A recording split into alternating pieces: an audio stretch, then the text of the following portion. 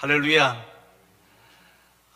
이 세상 모든 사람들이 기뻐하고 즐거워하는 크리스마스가 이제 얼마 남지 않았습니다. 저는 크리스마스 시즌에 가장 행복한 사람은 가장 비싼 선물을 받은 사람이 아니라 성탄의 의미, 이 땅에 오신 예수 그리스도의 의미를 제대로 깨닫고서 오늘 말씀의 제목처럼 내게 부족함이 없소이다라고 고백하는 사람인 줄 믿습니다. 바로 이런 고백이 이번 성탄절에 저와 여러분들 가정 속에 충만하시기를 주님의 이름으로 축원을 드립니다. 혹시 망리중학교를 알고 계십니까? 어감이나 느낌적으로 이 중학교는 미얀마에 있는 어느 시골 마을에 있을 것 같은데요, 실제로는 부산시 수영구에 있는 아주 조그만 학교입니다. 그런데 이 학교가 최근에 전국적으로 유명해지게 되었습니다. 왜냐하면 그 학교에 무려 14명이나 되는 천사가 다니고 있다라는 그 뉴스가 보도되었기 때문입니다. 얼마 전에 그 천사들은 수업을 마치고 집으로 돌아가다가 교문 앞에서 바람에 막 날리는 폐지를 줍는 할머니를 보게 되어집니다. 그러다 그들은 함께 폐지를 주어서 그 손수레에 가득하게 채워 주었어요. 그리고 난 다음에는 거기서부터 약 30분 정도 떨어져 있는 고물산까지 이 14명의 천사들이 앞에서 당겨주고 뒤에서 밀어주고 그리고 또 에스코트를 해서 무사히 도착할 수 있도록 해주었다라는 것입니다. 우리는 그 중학생 천사들이 가졌던 그 귀한 마음, 무거운 짐을 진 자를 불쌍히 여기는 바로 그 마음을 마태복음 11장 28절에서 나오는 예수님에게서도 발견을 할 수가 있습니다. 우리 예수님도 인생에 수고하고 무거운 짐진 자들을 무시하지 않으셨습니다. 못 본 척 한 것이 아니라 불쌍히 여기시고 긍휼히 여기는 마음을 가지셨습니다. 남들은 다 그냥 지나가지만 우리 예수님은 그냥 지나가실 수가 없었습니다. 그래서 뭐라고 말씀하셨습니까? 수고하고 무거운 짐진 자들아 다 내게로 오라 라고 하시면서 문을 활짝 열어주셨습니다. 왜냐하면 우리가 소풍 가는 날 무거운 짐을 이고 지고 있으면 절대로 즐거운 시간을 보낼 수 없는 것처럼 인생에 여러 짐을 지면 그 짐 때문에 인생이 괴롭고 짜증나고 그 짐 때문에 인생을 살고 싶지 않은 마음이 들기 때문입니다. 어디 그뿐입니까? 하나님과 사람에게도 전혀 기쁨이 되지 못하고 근심거리밖에 되지 않습니다. 따라서 저는 지금까지 시편 23편을 중심으로 우리의 인생을 너무 힘들게 하는 인생의 짐들을 소개하였습니다. 그 첫 번째 짐이 무엇이었는지 아십니까? 욕구의 짐이었습니다. 이 욕구의 짐을 지고 있으면 항상 이런 말을 하죠. 딱 하나만 있으면 좋을 텐데, 뭐 하나만 있으면 좋을 텐데, 이렇게 말을 하며 살아갑니다. 이 말을 하면 평생을 감옥에서 살아야 돼요. 무슨 감옥입니까? 욕구의 감옥입니다. 그래서 아무리 많은 물질을 가지고 아무리 많은 것들을 소유한다 할지라도 전혀 자족함이 없습니다. 뭔가 또 하나 요구하며 살아가는 욕구의 짐이 있습니다. 두 번째 짐은 지난 주일에 말씀을 드렸습니다. 걱정의 짐입니다. 염려의 짐이죠. 이 짐을 지면 항상 어떡하지? 이러면 어떡하지? 저 일은 어떡하지? 하고 계속해서 어떡하지를 반복하면서 밤새도록 잠을 이루지 못하고 이리 뒤척 저리 뒤척하며 불면증에 시달립니다. 어디 그뿐입니까? 마음은 2개로, 3개로, 5개로 나누어집니다. 그래서 이 걱정이라는 헬라어 원어가 마음이 나누어지다라는 단어의 합성을 하고 했는데요. 마음이 나누어지니까 걱정이 있으면 예배가 안 됩니다. 예배 자리에 앉아 있어도 예배가 안 되죠. 또 공부가 안 됩니다. 운전도 되지를 않습니다. 그리고 걱정하다가 결국 여러 가지 병들을 얻게 되어진다는 것입니다. 오늘은 우리의 인생을 피곤하게 하는 3번째 짐에 대해서 말씀드리려고 합니다. 제가 첫 번째 시간 때에 만화로 되어진 철로 역정에 나오는 그 주인공의 모습을 보여드렸는데 기억이 나십니까? 그 주인공은 고향이었던 멸망의 도시를 떠나서 이제 출발을 하는데 뭐 잔뜩 짐을 지고 이런 짐 저런 짐 뭐 잔뜩 지고 있었습니다. 만약에 그 짐들을 하나하나 이렇게 벗겨서 저울 위에 달아본다라면 어떤 짐이 제일 무게가 많이 나갈 것 같습니까? 우리 인생의 짐에서 제일 무슨 짐이 제일 무거울까요? 각자마다 대답이 다를 수 있습니다만은 실제로 가장 우리 인생의 무거운 짐은 오늘 소개해드릴 3번째 짐인 죄의 짐입니다. 우리가 잘 알고 있는 것처럼 성경에서 말씀하는 죄는 관역에서 벗어났다 이런 의미가 있습니다. 평생 과태료 한 번 내지 않고 사셨다 할지라도 하나님의 기준에서 벗어나게 살면 그는 죄인입니다. 하나님이 하신 말씀에 순종하는 것이 아니라 불순종하며 살아가고, 그리고 또 하나님의 뜻이 아니라 자기 소견에 옳은 대로 살아가는 것을 뭐라고요? 죄라고 하고 있습니다. 그런데 이 죄를 지으면 그걸로 끝나는 것이 아니라 그때부터 죄의 짐을 져야 한다는 것인데요. 창세기 3장에 보면 인류 최초로 가장 무겁다고 하는 인생의 짐을 진 죄의 짐을 진 사람이 나옵니다. 아담과 하와입니다. 물론 그들은 사탄의 유혹을 받아서 선악과를 따먹을 때는 이 죄의 짐이 그렇게 무거운 줄 몰랐습니다. 넘버원이 될 줄 꿈에도 생각을 못했습니다. 만약에 알았다라면 선악과를 근처를 갔겠습니까?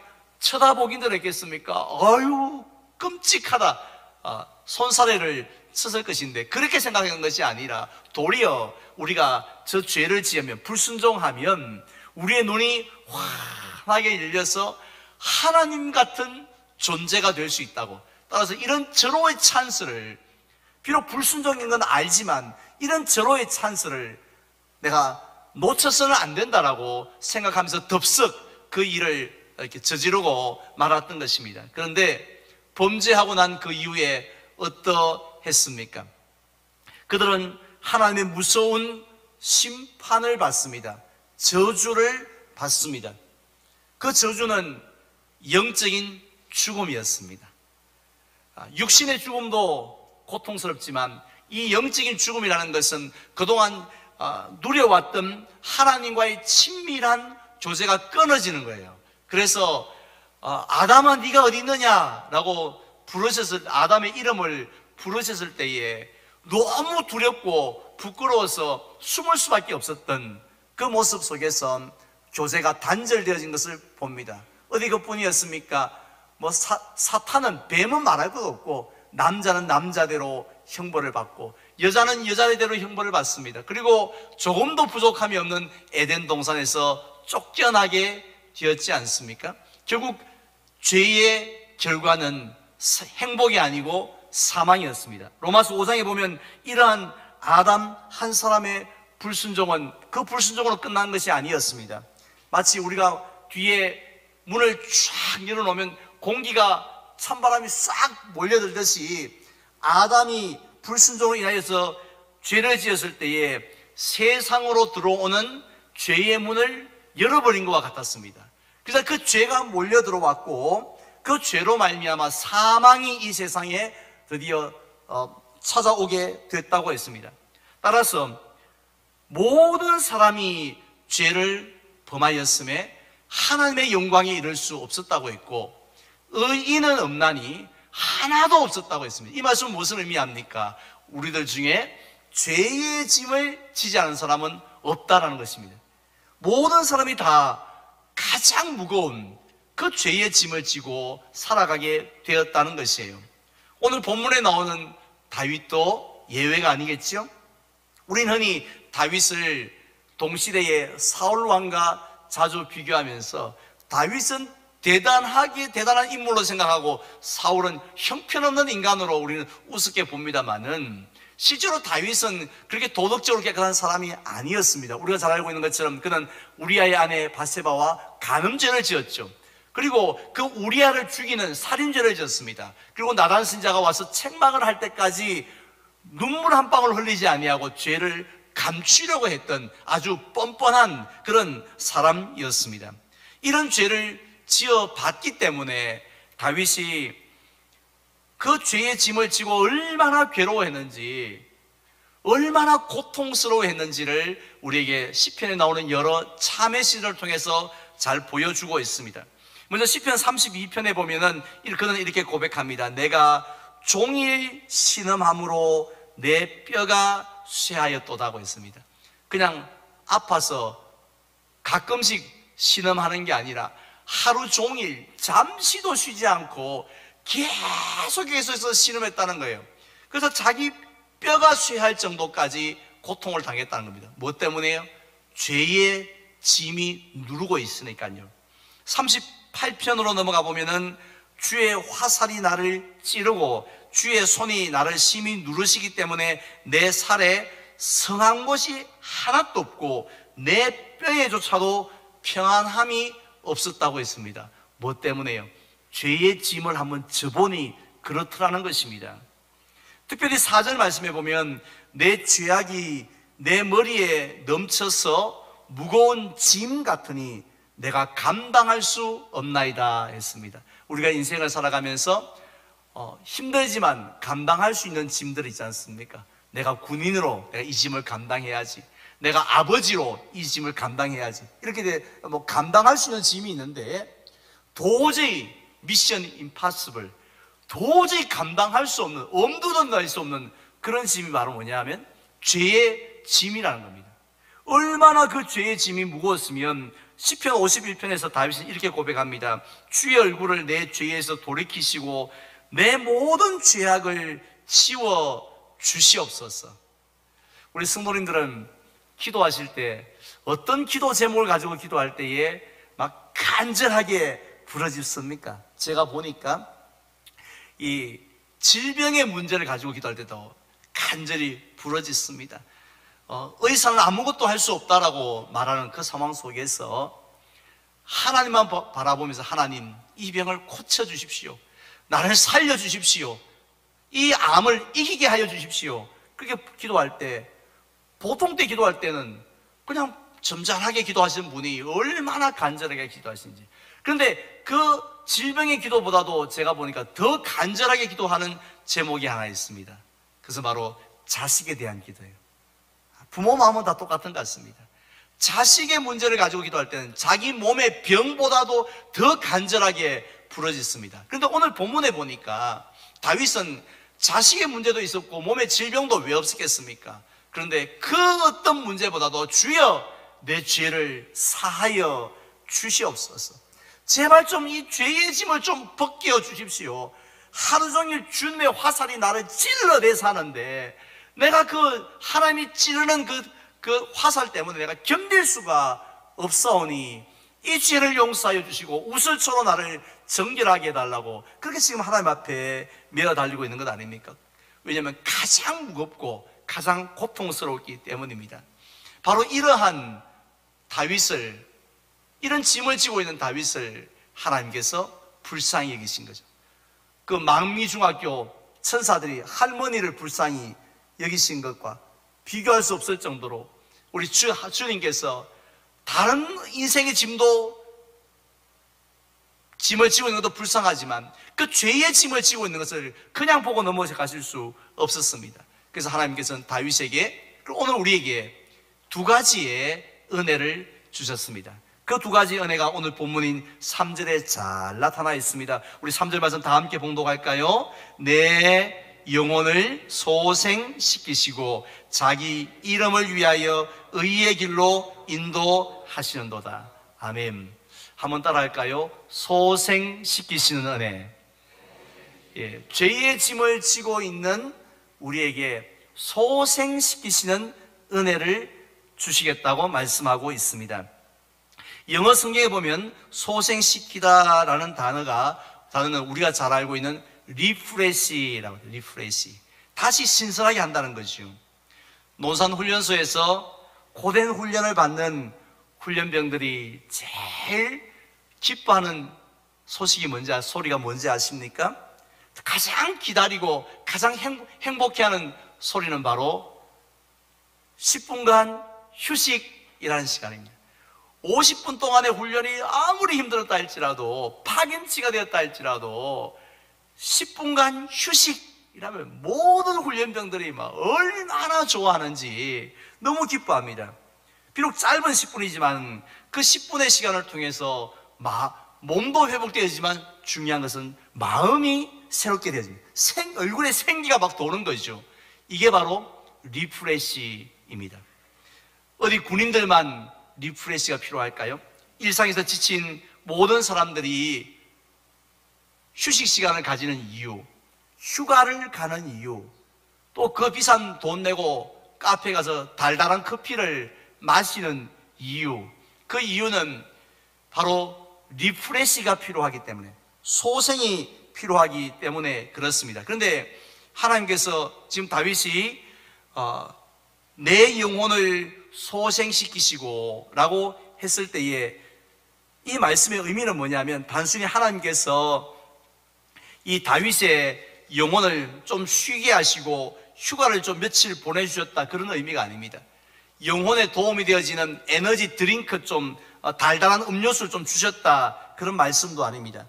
히브리 원어로 소생시키다라는 단어는 슈브인데요, 원래의 상태로 돌아가다, 이런 의미입니다. 원래의 상태로 돌아가는 것, 지금보다도 조금 회복되어지는 것이 아니라 완전히 원래의 상태로 돌려놓는 것. 마치 우리 컴퓨터에 여러 컴퓨터를 다시 껐다가 켜면 새롭게 부팅이 되지 않습니까? 그것처럼 새로운 상태로 돌려놓는 것이 바로 소생시키다라는 의미입니다. 자, 그렇다면 허물과 죄로 죽었던 우리 죄인의 영혼이 어떻게 하면 리프레시, 소생될 수 있을까요? 자연은 가만히 내버려 두면 됩니다. 세월이 약이라고. 시간이 지나면 그 더러웠던 강들이 다시 깨끗해지고, 또 황폐했던 산들이 다시 숲이 우거지는 것을 보게 되어집니다. 그런데요, 우리 영혼은 그렇지 않습니다. 아무리 세월이 지난다 할지라도 그 원래의 상태, 즉 하나님께서 보시기에 심히 좋았더라 하셨던, 또 하나님과 친밀한 교제를 나누었던 그 원래의 상태로 돌아갈 수는 없습니다. 아무리 착한 일을 많이 하고 교회 일을 많이 봉사한다 할지라도 원래의 상태로 돌아갈 수 없습니다. 원래의 상태로 돌아갈 수 있는 방법은 딱 한 가지뿐이라고 성경은 우리에게 말씀하고 있습니다. 한번 따라할까요? 보혈을 지나 하나님 앞에 나아가는 것. 그것뿐입니다. 양이 스스로 쉴 수 없는 것처럼 마찬가지로 양 같은 우리가 스스로 우리의 영혼을 원래의 상태로 돌릴 수 없다는 것입니다. 하나님께서 예비해 놓으신 대로, 하나님께서 길을 준비하신 대로 보혈을 지나 하나님 앞으로 나아갈 때 그런 역사가 일어나는 줄 믿습니다. 하나님은 다윗에게 어린 양의 피를 가지고 제단에 뿌림으로, 성소에 뿌림으로 하나님의 보좌 앞으로 나아갈 수 있는 길을 열어주셨습니다.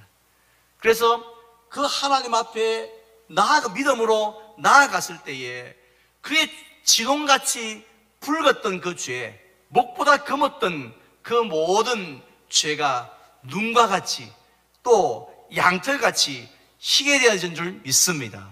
그래서 그의 영혼이, 죽었던 영혼이 살아나고 병든 영혼이 고침받으면서 더러웠던 영혼이 깨끗하게 되어짐으로 원래의 상태로 돌아오게 된 줄 믿습니다. 할렐루야. 이게 바로 하나님의 역사입니다. 오늘날 이런 은혜를 우리에게도 주셨습니다. 하나님은 우리를 사랑하셔서 만 가지 은혜를 주셨습니다. 지난 한 해를, 지금까지 인생을 살아온 때를 돌아보면서 하나님, 내게 이런 건강, 이런 물질 주셔서 감사합니다. 이렇게 말 잘 듣는, 효도 잘하는 자식들 주셔서 감사합니다. 이렇게 좋은 교회 주신 거 감사합니다 하면서 만 가지 은혜를 주셨는데, 특별히 그 중에서 제일 큰 은혜가 뭐냐면 보혈을 지나 하나님 앞으로 나아가는 은혜인 줄 믿습니다. 그 보혈은 누구의 보혈입니까? 죄가 없으신 하나님의 아들, 십자가 위에서 우리의 죄를 대신하여 피를 흘리신 바로 그 예수 그리스도의 보혈인 줄 믿습니다. 우리가 그 보혈을 우습게 여기는 것이 아니라 바로 나의 영혼을 소생케 하는 보혈입니다. 고백하면서 그 보혈을 의지하고 하나님 앞으로 나아갈 때에 죽었던 우리의 영혼들이 살아날 줄 믿습니다. 아무리 병들어도, 아무리 또한 더럽고 추하다 할지라도 하나님께서 조금 나아지게 하는 것이 아니라 완전히 새로운, 이전 것은 지나갔으니 보라 새 것이 되었도다 하셨던 것처럼 우리를 새롭게 하시는 줄 믿습니다. 마지막 두 번째로 하나님께서 다윗에게 주셨던 은혜는 의의 길로 인도하시는 은혜입니다. 요즘 한창 개발되고 있는 꿈의 차량이 뭐냐면 자율주행 차량입니다. 출발하기 전에 목적지를 딱 설정해 놓으면 운전의 운자도 모르는 사람이라 할지라도 그 안에서 차를 마시든 잠을 자든 차 지가 알아서 가기도 하고 서기도 하고 방향을 틀기도 하고 속도를 내기도 하고 줄이기도 하다가 원하는 목적지에 딱 도착하게 하는 그런 차량입니다. 저는 그 얘기를 들어 그 뉴스를 보면서 우리의 영혼도 좀 그랬으면 얼마나 좋을까 하는 생각을 합니다. 우리가 정말 엉뚱한 게 좀 가지 않고 하나님께서 기뻐하시는 그 의의 길로만 똑바로 나아간다라면 참 좋겠다 생각하는데 실제로는 그렇지가 않습니다. 우리는 옛사람의 그 습성이 있어서 절벽으로, 웅덩이로, 엉뚱한 길로 나도 모르게 나아갈 때 많이 있습니다. 그래서 하나님께서 그냥 내버려 두시면 여기저기 모든 사람이 다 사고가 날 수밖에 없습니다. 또다시 죄의 짐을 질 수밖에 없습니다. 그런데 하나님은 어떻게 하신다고요? 하나님의 이름을 위하여 의의 길로 인도해 주신다고 했습니다. 즉 하나님의 이름이라는 것은 하나님의 백성이니까, 다윗이 하나님의 자녀니까, 저와 여러분들이 하나님의 양떼들이니까 하나님의 영광을 위해서 포기하지 아니하시고 그들을 의의 길로 인도하신다는 것입니다. 사실 양들은 모릅니다. 어떤 길이 좋은 길인지 뭐 나쁜 길인지. 하지만 목자는 알지 않습니까? 그래서 앞서가시면서 나를 따라오라 하면서 의의 길로 인도하심으로 더 이상 죄의 길로 가지 않도록 막아주신다는 말씀입니다. 어떻게 하십니까? 비록 그 길이 좁고 험한 길이라 할지라도 하나님의 말씀으로 인도하신 줄 믿으시기를 바랍니다. 우리가 늘 말씀을 읽어야 하고 또 말씀을 묵상해야 되는 이유가 여기에 있는 것이지요. 우리가 지금 오늘 성경 말씀을 읽지 않는다고 해서 지옥 가는 거 아니지 않습니까? 하지만 365 성경 일독학교 지금 200여 명이 참여하고 계시는데 매일 짧은 시간이지만 말씀을 먹는 이유는 그 말씀 먹었다고 해서 우리가 성경 박사가 되는 건 아니지요. 그러나 그 말씀이 우리의 영혼의 양식이 되어지고 우리 발에 빛이 되어주셔서 우리를 의의 길로 인도하시는 줄 믿습니다. 유익한 말씀이라는 것입니다. 그리고 또 때로는 성령님께서 감동하심으로 우리를 인도하여 주십니다. 직접적으로 우리에게 그게 아니라고 우리의 마음을 때론 불편하게 하시고 견딜 수 없이 불편하게 하심으로 그 길을 막기도 하시고요. 어떨 때는 견딜 수 없을 정도로 기쁘게 하셔서 그 일을 참여하게 하시기도 합니다. 성령님의 역사로 의의 길로 인도하십니다. 어떨 때는 주변 분의 사람들의 말을 통해서 인도하기도 하시고요. 특별한 상황이나 사건을 통해서도 우리를 정신을 차리고 인도하여 주신다는 것입니다. 절대로 내버려 두시지 않습니다. 하나님의 이름이 걸려 있으니까. 우리의 인생은 하나님의 이름이 걸려 있습니다. 하나님의 영광이 걸려 있습니다. 그래서 우리를 끝까지 의의 길로 인도하시고 또 이끌어 가시는 줄 믿습니다. 이제 저는 말씀을 맺으려고 합니다. 2021년 크리스마스가 얼마 남지 않았습니다.